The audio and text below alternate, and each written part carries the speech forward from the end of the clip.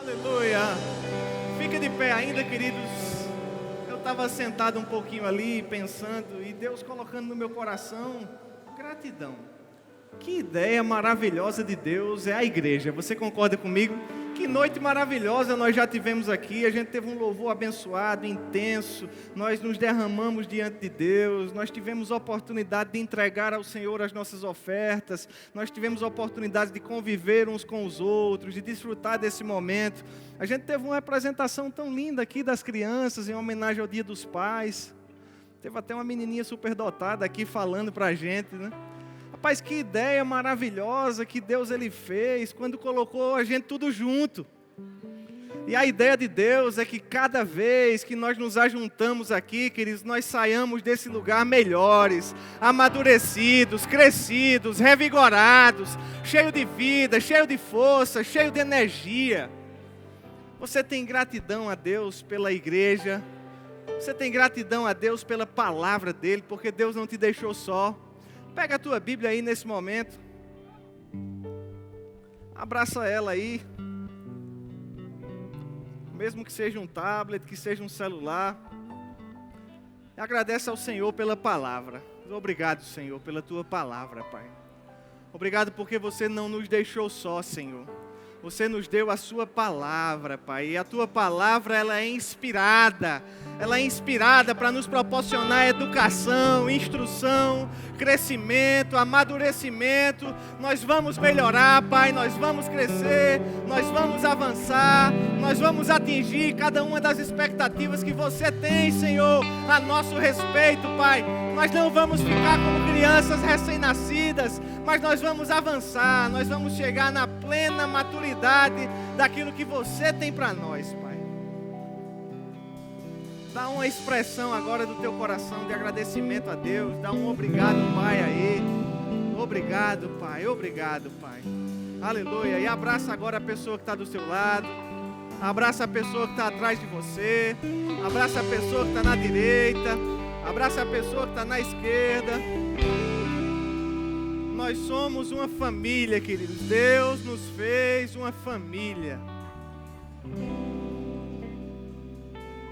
Aleluia. E aí vai sentando, vai se acomodando, vai tomando o teu assento, para que nós possamos começar. Obrigado ao pessoal do louvor, que coisa maravilhosa.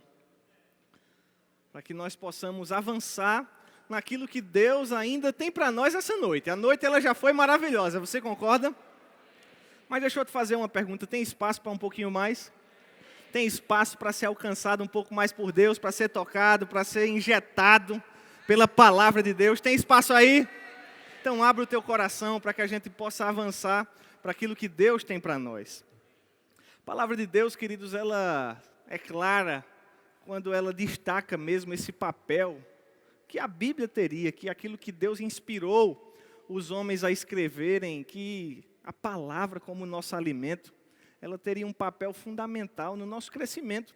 Pedro chega a comparar, inclusive, a palavra de Deus com o leite que alguém se alimenta para crescer na vida. E diga comigo, eu estou crescendo. Todo domingo a gente recebe uma dose desse leite, na semana a gente recebe uma dose desse leite, na nossa casa, quando nós sentamos para meditar na palavra. Você medita na palavra em casa? Eita, coisa boa. Então você está crescendo, semana após semana nós estamos ficando melhores naquilo que Deus tem para nós. E a palavra de Deus é exatamente, o intuito da palavra de Deus é exatamente esse. A Bíblia chega a falar em Timóteo capítulo 3, que o desejo de Deus é que nós sejamos perfeitos. Olha que responsabilidade. A palavra diz que todo homem deve ser perfeito e perfeitamente habilitado para toda boa obra. Mateus capítulo 5 fala no verso 16 que há o desejo de Deus que a nossa luz ela resplandeça. Olha para o teu irmão aí e diz, você é luz. Olha para outra pessoa aí e diz, a tua luz está brilhando cada vez mais. Olha para alguém perto de você e diz, como a sua luz é bonita. Olha, queridos, nós vamos iluminar por onde nós formos. Quando a gente sair nesse mundo aí fora, todo mundo que está em trevas vai ver a luz. porque a luz de Deus vai irradiar a partir das nossas vidas. Amém? Agora eu quero conversar um pouco com você nessa noite a respeito do poder da oração. A gente acabou de orar. A gente já teve também hoje à noite a chance de alterar o destino do nosso país. O Brasil está numa rota, ele está num caminho, ele está numa trajetória. Mas eu e você, queridos, podemos mudar o fim desse destino, podemos mudar essa trajetória e direcionar o país. Parece que às vezes está caindo como um caminhão sem freio, mas eu e você temos os mecanismos para fazer esse caminhão voltar ao controle. Não pensa que a autoridade do país é o presidente, não. A autoridade do país está aqui, ó. E a gente hoje à noite acabou de firmar umas estacas. A gente acabou de decidir umas coisas sobre segurança, sobre família, sobre valores morais. A gente está o tempo inteiro orando, como a palavra de Deus ensina lá em 2 Timóteo, em 1 Timóteo também, que nós devemos orar por todos aqueles que se acham investidos de autoridade. E a oração, queridos, ela é fundamental para colocar o nosso país no lugar certo. Eu posso ouvir um amém? Sabe, queridos, conforme a gente vai se aproximando de outubro, você sabe que no dia 7 de outubro a gente vai ter uma oportunidade de escolher novos candidatos para representar cada um de nós nas funções que eles estarão desempenhando. Eu queria convidar você a se intensificar na oração. Se você orava pelo seu país de 2 em 2 meses, ore de mês em mês. Se você orava todo mês, ore de 15 em 15 dias. Se você orava de 15 em 15 dias, ore toda semana. Se você orava toda semana, ore todo dia. Você não vai precisar pedir demissão do seu emprego para ficar em casa só orando, não. Mas durante o seu dia, em algum momento, diga: Senhor, feliz é a nação que te serve. E eu desejo que o meu país seja um país que serve ao Senhor. Continua sempre colocando o Brasil diante de Deus. E as nossas orações, queridos, elas são produtivas. Amém? Quero que você abra comigo lá no livro de Tiago, no capítulo 5, no verso 16. Eu quero ler com você, é um verso bem conhecido da palavra, mas eu quero ler só a parte final. A partir da parte final desse texto, nós vamos avançar e evoluir para aquilo que Deus tem para nós hoje à noite. A palavra de Deus fala, Tiago, capítulo 5, verso 16, na parte final, que muito pode, por sua eficácia, a oração do justo. Olha que coisa maravilhosa, saber que a oração do justo, ela muito pode. Você se alegra, queridos? Sabe, eu quero destacar nesse verso da palavra uma outra palavra específica. Eu quero que você pense um pouco comigo, quero que você se conecte com esse caminho que nós vamos desenvolver juntos hoje à noite. Fique atento para que a gente possa chegar juntos a um mesmo lugar daqui a pouco. A Bíblia diz que a oração do justo, ela muito pode por sua eficácia. Você fica feliz com isso? Se a Bíblia dissesse que a oração do justo pode pouca coisa, você ficaria feliz? Rapaz, eu confesso que eu ficaria feliz, porque é melhor poder pouca coisa do que não poder nada. Você concorda comigo? Fazer qualquer coisinha já seria bom, né? Agora, a Bíblia diz que a oração do justo, ela pode poder muito. Rapaz, você ficou tão desanimado agora que... Se ela pudesse pouca coisa, já era bom. Imagina podendo muito. Agora, é interessante, queridos, que a palavra diz que é a oração do justo. Eu quero pensar um pouco com você sobre essa palavra justo. Eu sei que na Bíblia, muitas vezes, essa palavra justo, ela é usada em contraste com a palavra pecador. Essa palavra justo, ela traz para nós a ideia de que fomos justificados. E essa interpretação, ela está correta. Porém, essa não é a única interpretação possível para esse texto, porque, na verdade, essa palavra justo aqui, ela vem da palavra grega dikaios. E essa palavra grega dikaios, ela aparece 75 vezes no Novo Testamento. Em algumas dessas aparições, essa palavra de fato se refere ao estado redimido aonde Deus nos colocou. Antes nós éramos pecadores, agora nós somos justos. Dê um glória a Deus aí. Você se anima com isso? Agora, essa não é a única aplicação dessa palavra no Novo Testamento. Essa palavra dikaios, ela é simplesmente um adjetivo que quer dizer reto, correto, direito, quer dizer que age de forma correta, quer dizer que age conforme os princípios da palavra de Deus. Essa palavra, ela adjetiva muitas vezes não uma pessoa, mas ela fala de um caminho, ela fala de uma atitude, ela fala de um julgamento. E eu acredito, queridos, que quando fala de filhos, os filhos foram justificados. Mas um caminho, um objeto, um adjetivo qualquer que é lançado sobre outra coisa, não quer dizer necessariamente que esse objeto foi também feito filho de Deus. Então, essa palavra, ela extrapola a tradução de ser feito filho de Deus. Ela também significa agir corretamente. Você compreende? Está todo mundo me acompanhando até aqui? Ser justo significa agir corretamente.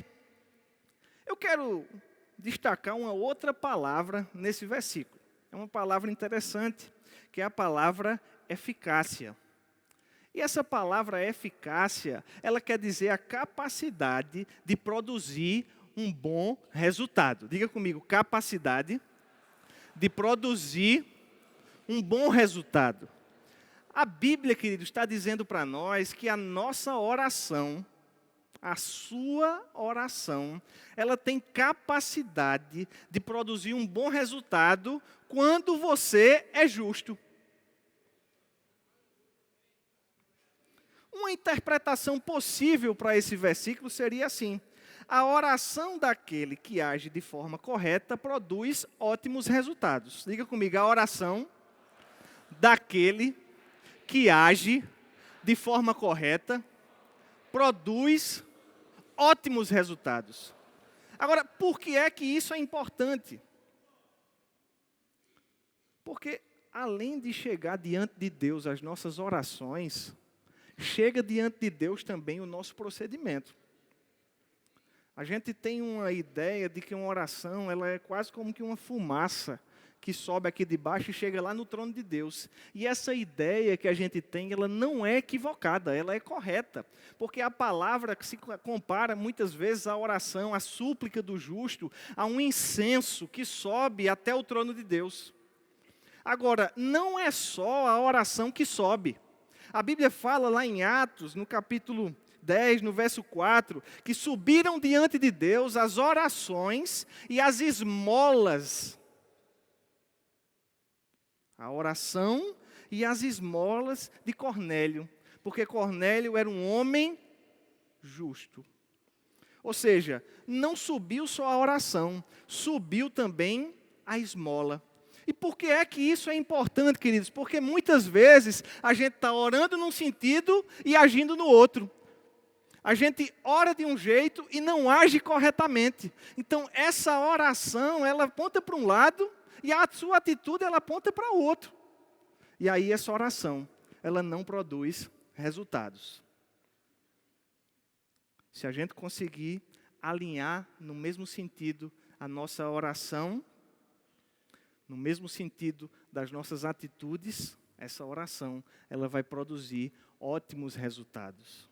Essa é uma possível interpretação disso que Tiago está falando aqui. E por que eu falo sobre isso, gente? Porque muitas vezes a gente ora aqui na igreja por um Brasil mais justo, e aí a nossa ação, ela vai para outro lado. A gente ora para um Brasil tranquilo, e aí a nossa oração vai para outro lado. A gente ora por um Brasil com segurança, e a gente nem pensa num candidato que está defendendo a segurança, a gente vota em qualquer um. A gente ora para que o Brasil ele tenha os valores da família conservados, mas a gente nem pensa num candidato que pensa sobre isso e a gente vota em qualquer um. E aí a gente ora por uma coisa e faz outra. Aí eu acho que Deus fica meio confuso. Isso é para deixar ou é para levar? Porque você acabou de orar pedindo um negócio, mas foi lá e fez outro. Muitas vezes, queridos, é por isso que a nossa oração ela é fraca. Porque a nossa oração ela não faz muita coisa, não. A gente ora, mas a gente não está vendo muito o fruto da nossa oração. A gente planta em oração, mas a gente não está vendo muito essa colheita. Porque quando começa a nascer um brotinho, a gente vai lá e corta com o machado da atitude. Você já ouviu falar que atitudes falam?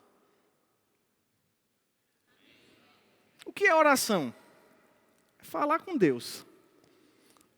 E se a gente está falando duas coisas diferentes, uma coisa com a boca e outra coisa com a atitude? É por isso que Tiago ele chega a dizer que quando alguém que procede corretamente, ou seja, um justo, ora, isso traz resultados. Queridos, quem é que quer bons resultados aqui? Quem é que quer ótimos resultados aqui? É fácil. É só alinhar a oração com a ação. É só apontar a oração para um lado e a ação para o mesmo lado. Isso vai trazer para nós resultados que antes nós nunca pensamos que a nossa oração poderia produzir. De fato, parece que a gente já está meio acostumado a orar sem muita vontade, porque sabe que não vai acontecer. Quando a Bíblia está dizendo para nós, olha, quer que aconteça? É isso aqui.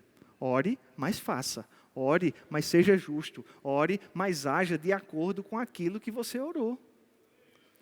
Adote procedimentos que sejam compatíveis com a palavra de Deus. A gente vai falar um pouco mais daqui a pouco a respeito desses procedimentos, mas eu quero abordar um outro ponto inicialmente, para que nós possamos compreender um pouco mais do país onde nós vivemos.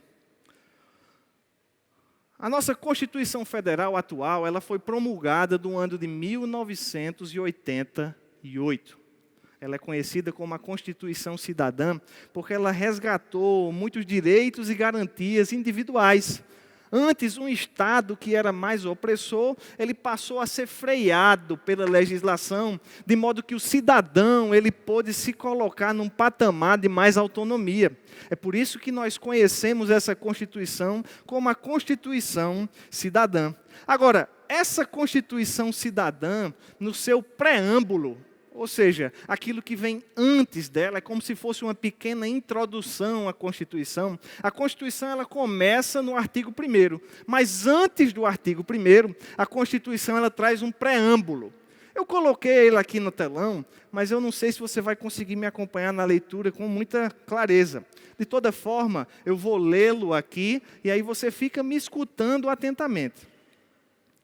A Constituição ela diz assim, no seu preâmbulo, nós, diga comigo, nós, representantes do povo brasileiro, reunidos em Assembleia Nacional Constituinte, para instituir um Estado democrático. Diga comigo, Estado democrático, destinado a assegurar o exercício dos direitos sociais e individuais, a liberdade, a segurança, o bem-estar, o desenvolvimento, a igualdade e a justiça como valores supremos de uma sociedade fraterna, pluralista e sem preconceitos, fundada na harmonia social e comprometida na ordem interna e internacional, com a solução pacífica das controvérsias. Promulgamos, ou seja, nós, quem começou o texto, nós, representantes do povo brasileiro, promulgamos, sob a proteção de Deus, a seguinte Constituição da República Federativa do Brasil. Esse é o preâmbulo que inicia a nossa Constituição. Muito do que a gente até orou já está aí. Segurança, conforto, bem-estar social, individual. Agora eu quero voltar para o comecinho desse preâmbulo e chamar a atenção sua para essa expressão que nós repetimos. Vou pedir para que você repita novamente. Estado democrático. Essa Constituição, ela determina, ela estabelece que o Brasil ele é um Estado democrático. E o que é que quer dizer democracia, gente? Democracia vem da palavra grega, democratia, que é uma junção de outras duas palavras gregas, demos e kratos. Fica tranquilo que Demos não tem nada a ver com demônio, embora a gente possa perceber algumas vezes que o negócio está tão desandado que parece que é o demônio que está no governo. Mas, na verdade, Demos quer dizer povo.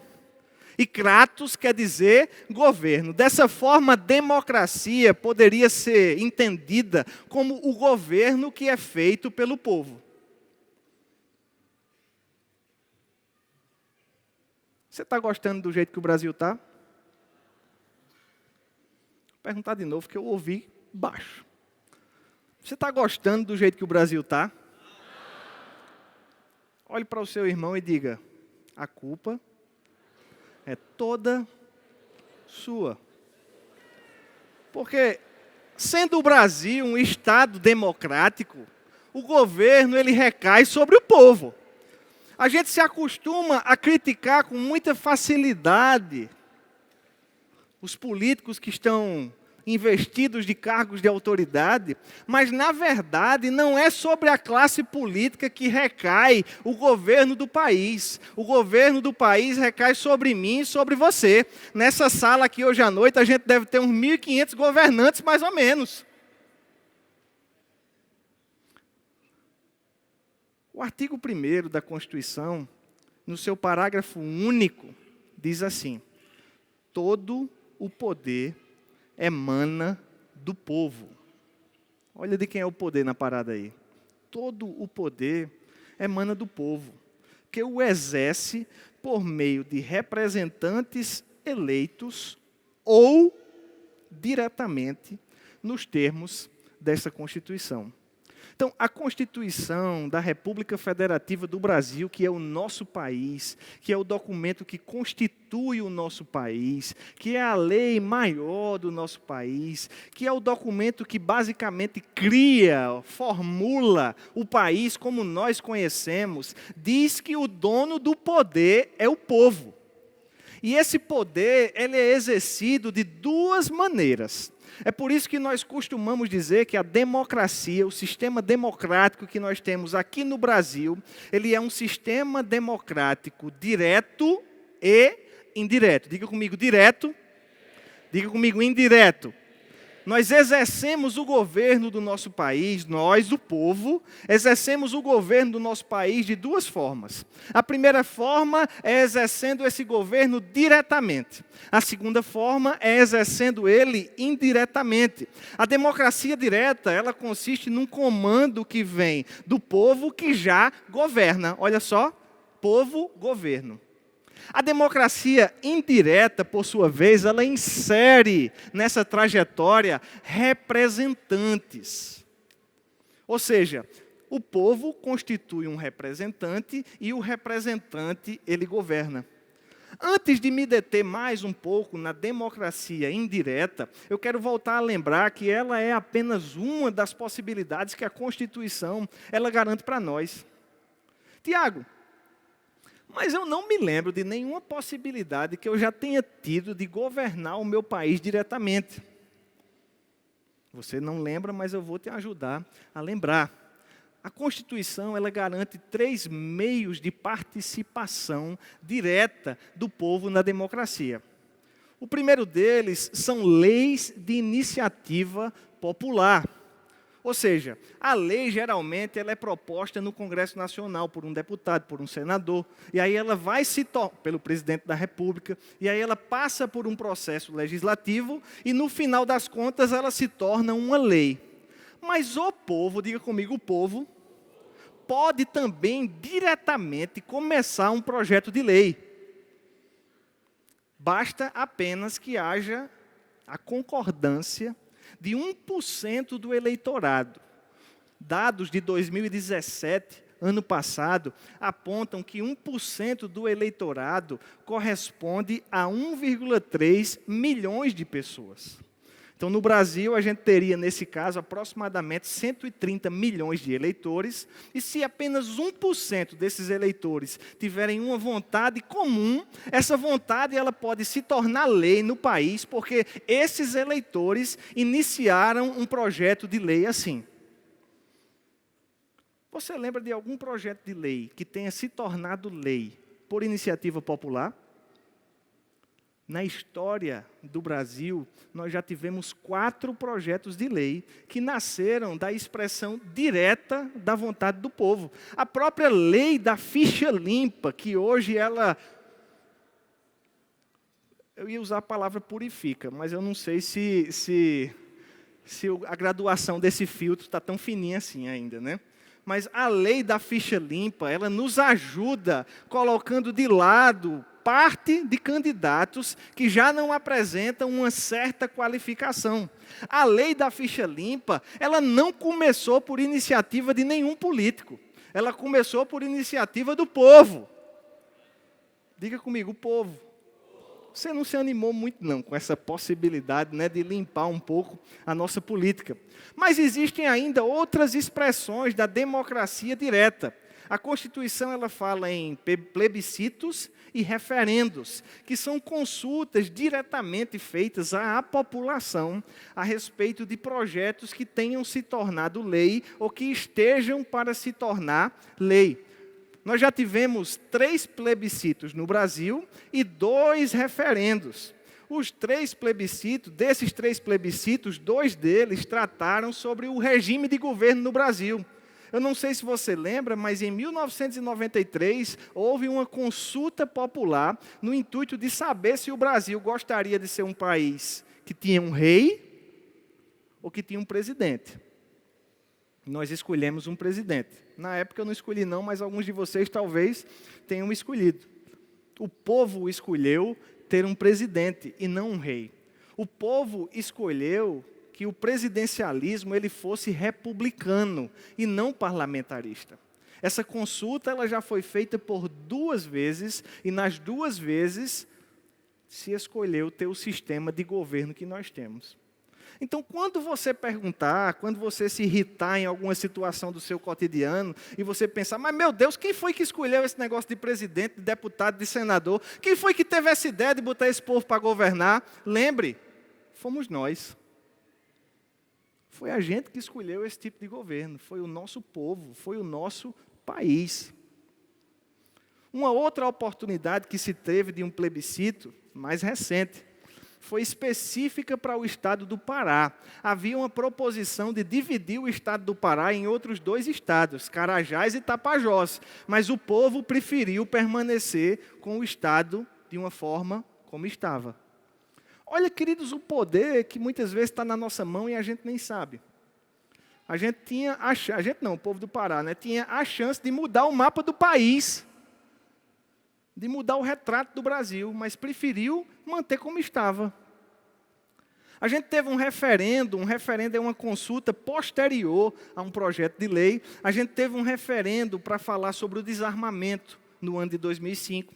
A gente também já teve um outro referendo específico para o pessoal do Acre, que escolheu atrasar o relógio lá em 2 horas em relação ao horário de Brasília. Então, o povo do Acre se juntou e escolheu como é que o relógio deles ia ser. Expressões da democracia que às vezes a gente ignora, porque a gente vive de uma maneira tão passiva, tão alheia, como se Jesus não nos tivesse deixado no mundo. Era para a gente ter batido as botas já. Se a nossa pátria é celestial, o que é que a gente está fazendo aqui, gente? Tiago, mas você vai me dizer que a minha pátria não é celestial? É. Mas você também tem uma outra pátria aqui, e essa pátria é verde e amarela. Agora, o que acontece é que você terceirizou o comando dela para pessoas que nem pensam como você.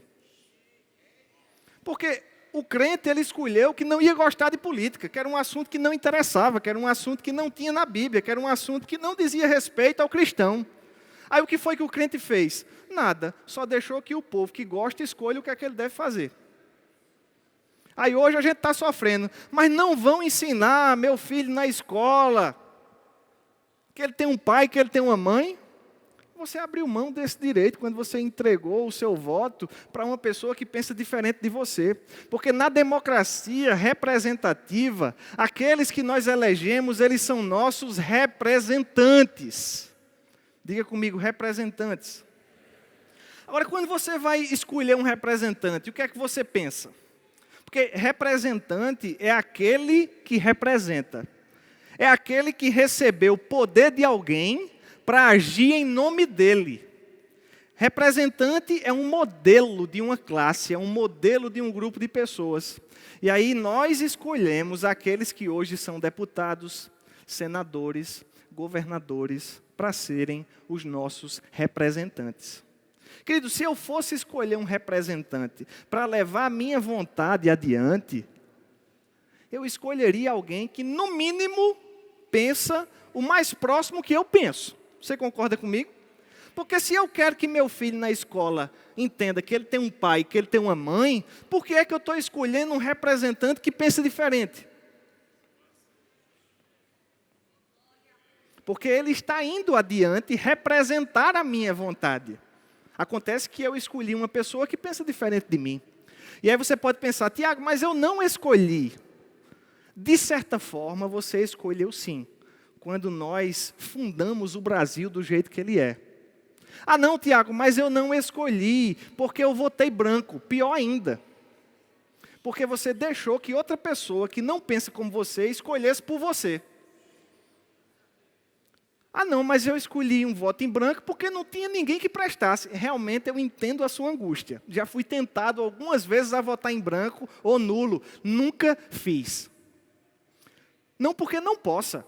É uma livre expressão da sua democracia. Você pode votar do jeitinho que você quiser. Agora, votando do jeito que eu quero, eu vou ter que conviver com as consequências desse voto. E é esse o lugar que nós nos encontramos hoje. Nós estamos sendo representados por pessoas que pensam totalmente diferentes de nós. Nós estamos sendo representados por pessoas que, se pudessem, fechariam a porta de uma igreja. E a gente está aqui hoje à noite, na igreja. Porque a gente pensa que a igreja é importante, mas votou em alguém que não pensa isso. Na verdade, pensa que a igreja é descartável. Queridos, dentro do sistema de governo que nós vivemos, é importante que nós paremos para pensar. Tiago, mas eu nunca ouvi falar sobre isso. De fato, o povo brasileiro ele precisa mesmo buscar se informar mais. Porque é a partir da minha e da sua ignorância que o pessoal faz o que faz sem dar a mínima para nós. E a gente só convive e amarga os efeitos disso aí.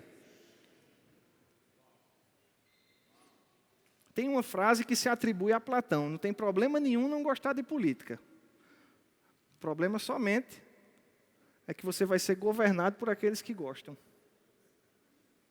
Não tem problema nenhum a igreja achar que não deve se envolver na política. E eu aqui quero fazer um esclarecimento que eu não vou me candidatar a nada, já para você ficar tranquilo aí. Não vou pedir seu voto, não, de jeito nenhum. Na verdade, nós não vamos aqui indicar um nome, vote em fulano, porque eu não posso indicar o fulano que vai ser o teu representante. Eu só posso indicar o fulano que vai ser o meu. Aí eu vou bem caladinho lá na urna, porque o voto é sigiloso, escolho o meu representante e saio para esperar que você escolha o seu. Se a gente escolher junto alguém que dê futuro, as coisas vão melhorar. Agora, se junto no frigir dos ovos for escolhido alguém sem futuro, já posso te adiantar que as coisas vão piorar. A gente vai ter até que mudar aquela música que a gente canta aqui, só vai piorar, né? Eu quero ver você cantar animado, só vai piorar, não vou parar. Pare não, melhore. Como é, queridos, que a gente pode melhorar? Votando certo, escolhendo um representante correto, observando e analisando critérios no momento dessa escolha. Se eu fosse escolher uma pessoa para me representar, eu ia escolher uma pessoa arrumadinha, organizada, que pensa moderadamente, que é calmo, que é tranquilo. Eu ia pensar nos critérios que eu queria para alguém que me representasse. Porque se eu sou calmo e eu sou tranquilo, eu não ia escolher alguém que chegasse lá dizendo, ei, eu vim representar Tiago, agora ajeita esse negócio aí. Porque eu não sou assim, como é que eu ia escolher alguém para me representar assim? Então, quais são os critérios que nós temos pensado para escolher as pessoas que vão nos representar? Quais são os valores que essas pessoas cultivam? Quais são as ideias que esse povo tem de Deus?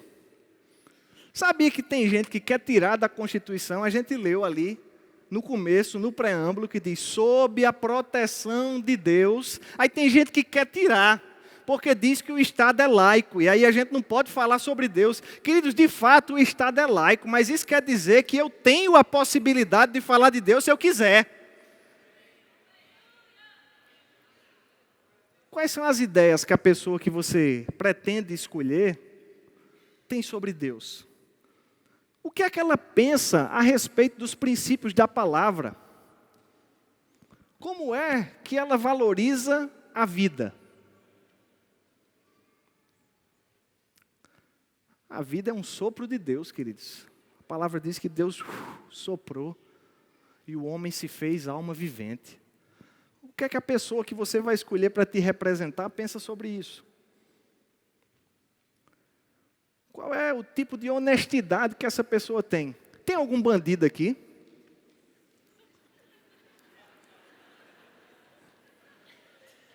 Pode levantar a mão, a gente não vai ligar para a polícia, não.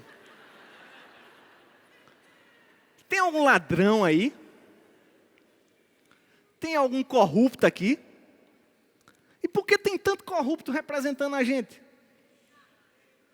Se a gente não é corrupto, a gente tem que escolher alguém que também não seja para nos representar. Ah, Tiago, mas aí agora acabou o assunto porque não vai ter ninguém. Vamos procurar que tem. Talvez não seja a escolha mais óbvia, talvez não seja a escolha mais fácil.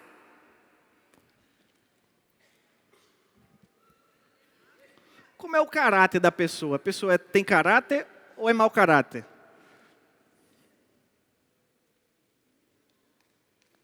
Quem é mau caráter aqui?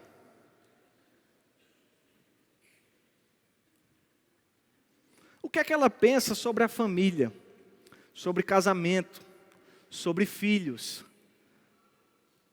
Qual é a nossa opinião, gente, sobre família, sobre casamento, sobre filhos? A nossa opinião é o que a palavra de Deus diz. Não sou o que eu estou dizendo, não. Não fui eu que inventei, não. Foi Deus que fez Adão e depois Deus fez Eva para acompanhar Adão. E aí depois Eva e Adão e Eva tiveram filhos. É esse o conceito. Ah, mas qual é o conceito hoje de família? Não, eu não quero saber o que é hoje, porque a família não foi criada hoje. Eu quero saber qual é o conceito na época que a família foi feita. Hoje a gente consegue entender o conceito do videocassete. Alguns já não conseguem. A gente consegue entender o conceito do DVD. A gente consegue entender o conceito do Blu-ray. A gente já consegue entender outras mídias, porque elas foram criadas no nosso tempo. Agora, o conceito de família, a gente tem que buscar quando se criou a família. Não é hoje, porque a família não mudou. Não apareceu um terceiro sexo desde então. Vocês viram? Eu não vi, não. Eu só estou vendo homem e mulher. Tem uns que estão querendo mudar de lado, mas ainda é homem, ainda é mulher. O que é que o povo que a gente escolhe para nos representar pensa sobre isso? O que é que eles pensam sobre a educação? Qual é a educação que eles têm? Você já pensou? Qual é o nível de escolaridade do seu candidato? Ah, Tiago, para mim, eu acho que não é uma coisa importante ele necessariamente ter um nível de escolaridade. Então, está tudo bem, essa é a sua escolha. Ele vai trabalhar para você. Você é o patrão dele. Sabe, queridos, o presidente do Brasil, ele está se candidatando a uma vaga de emprego que vai abrir daqui a um mês. Essa vaga de emprego, quem paga o salário sou eu e é você. Você dá um pouquinho, eu dou um pouquinho, tem uns que dão mais, outros dão menos, a gente junta o nosso dinheiro e a gente paga o salário dele. O presidente não é o dono do país, não. O dono é o povo. Agora, a gente que é o povo, a gente contrata um funcionário. Você vai contratar um funcionário para trabalhar na sua casa. E você não quer contratar uma pessoa complicada, aí você vai contratar um funcionário para comandar o país e contrata qualquer um. Já pensou no contrassenso? É porque na nossa cabeça, queridos, de república inferior, de terceiro mundo, a gente não consegue muitas vezes pensar que quem está pagando o salário dele sou eu. Não é eu que tenho que pedir licença a ele, é ele que tem que pedir licença a mim. Sou eu que sou o patrão dele, fui eu que escolhi ele, fui eu que disse, pode botar ele para essa vaga de emprego.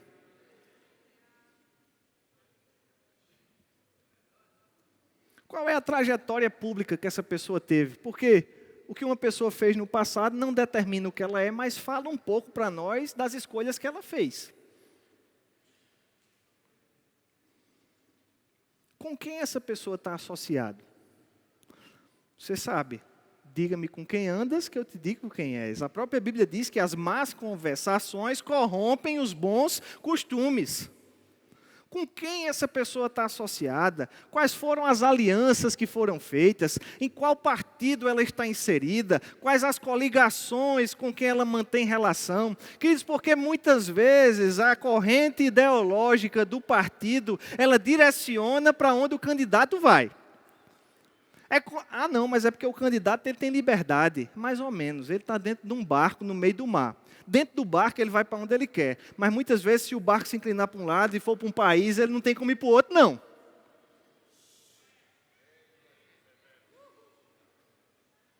Mas é porque eu nem sei de qual partido ele é. Aí, queridos, quem está se afogando no mar é você. Se a gente continuar fazendo escolhas da forma que a gente faz, a gente vai continuar tendo os resultados da forma que a gente tem. E aí, meu querido, me perdoe, eu não estou subestimando o poder da oração, mas não tem oração no mundo que dê jeito. Porque a Bíblia diz que para ter eficácia, precisa que a oração seja de um justo.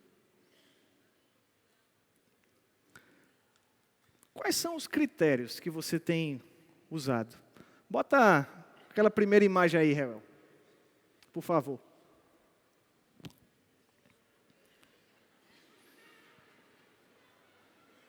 Em 2014, a última eleição que a gente teve notícia de que esse era o critério que algumas pessoas estavam usando para escolher os seus representantes.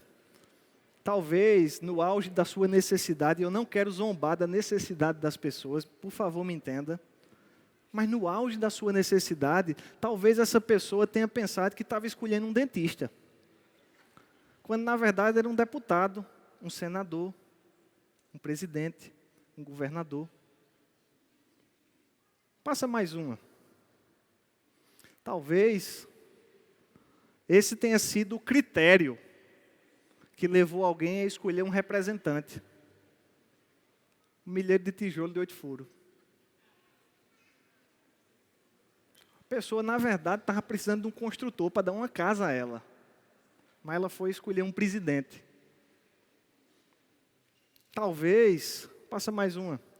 Esse tenha sido o critério. Alguém que te deu um emprego ou que deu um emprego para um parente teu. Aí você estava precisando de um patrão, não estava precisando de um presidente, não estava precisando de um senador. Porque, na verdade, o presidente e o senador, você que é o patrão dele. Passa mais uma.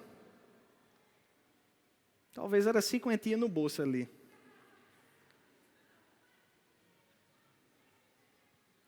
Sabe, queridos, a gente fica até meio assim, num sentimento, meio triste, meio achando engraçado, né? Um conflito assim, não sei se eu rio, não sei se eu choro. Mas você sabe, eu sei, que isso daqui não é uma coisa distante da nossa realidade, não. Eu acredito que não foi você, eu acredito de todo o meu coração. Mas eu tenho certeza que você conhece alguém pertinho de você que usou esses critérios.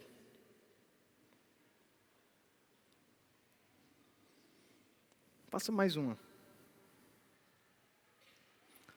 Agora, se a gente quer um país que ora, queridos, a gente tem que escolher alguém que tenha os valores que a gente tem. Se a gente quer um país que esteja aberto para as nossas orações, a gente tem que escolher alguém que pensa como nós. Se a gente quer um país que teme ao Senhor, se a gente quer um país onde a palavra é pregada livremente, se a gente quer um país onde as igrejas cresçam, onde as pessoas sejam salvas, se a gente quer um país onde os destinos de Deus eles sejam implementados,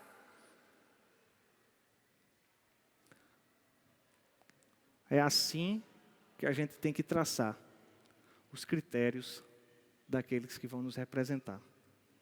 Amém? Que Deus abençoe o nosso país.